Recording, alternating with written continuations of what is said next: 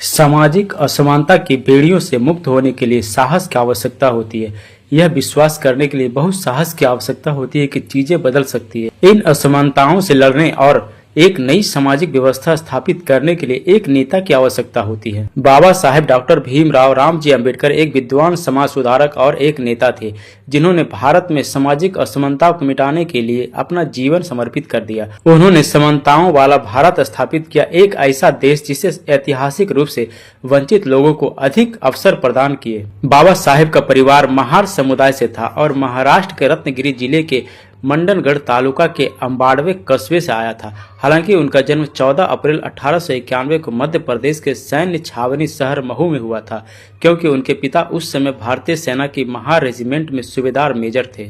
वे एक सरकारी स्कूल में गए, जहां निचली जाति के बच्चों को, जिन्हें अछूत माना जाता था, अलग रखा जाता था और शिक्षकों के द्वारा उन पर बहुत कम ध्यान दिया जाता था या उनकी सहायता की जाती थी और उन्हें कक्षा के अंदर बैठने की अनुमति नहीं थी।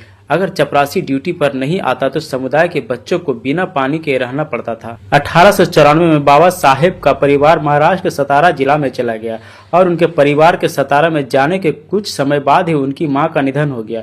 उनके शिक्षक महादेव अंबेडकर, जो एक ब्राह्मण थे, उनसे बहुत प्यार करते थे और उन्होंने स्कूल के रिकॉर्ड में उनका उपनाम अंबावडेकर से बदलकर अपना उपनाम अंबेडकर रख दिया। 1897 में बाबा साहब का परिवार बॉम्बे चला गया। उन्होंने 1906 में रामाबाई से विवाह किया, जब वे 15 वर्ष के थे और रामाबाई 9 वर्ष के थी। हालांकि इससे उनकी शैक्षणिक गतिविधियों में कोई बाधा नहीं आई, क्योंकि उन्होंने 1907 में मैट्रिकुलेशन परीक्षा उत्तीर्ण किया और अगले वर्ष एल्फिस्टन कॉलेज में प्रवेश लिया। ऐसा करने वाले वे अछूत समुदाय के पहले व्यक्ति बन गए। 1912 तक उन्होंने बॉम्बे विश्वविद्यालय से अर्थशास्त्र और राजनीतिक विज्ञान में अपनी डिग्री प्राप्त की और बड़ौदा रियासत की सरकार के साथ नौकरी कर ली, जिसने बाबा साहब के लिए नए रास्ते खोल दिए, क्योंकि 1913 में बड़ौदा के गायकवाड़ द्वारा स्थापित बड़ौदा राज्य छात्रवृत्ति के माध्यम से संयुक्त राज्य अमेरिका में कोलंबिया विश्वविद्यालय में स्नातकोत्तर करने का अवसर मिला, जिसमें 3 साल के लिए प्रति माह 11.12 स्टार्लिंग प्रदान किया गया। उन्होंने जून 1915 में अर्थशास्त्र में अपनी एमए परीक्षा उत्तीर्ण की,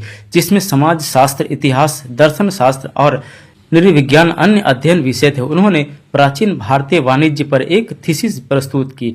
1916 में उन्होंने एक और एमए थीसिस पेश की, भारत का राष्ट्रीय लाभांश, एक ऐतिहासिक और विश्लेषणात्मक अध्ययन।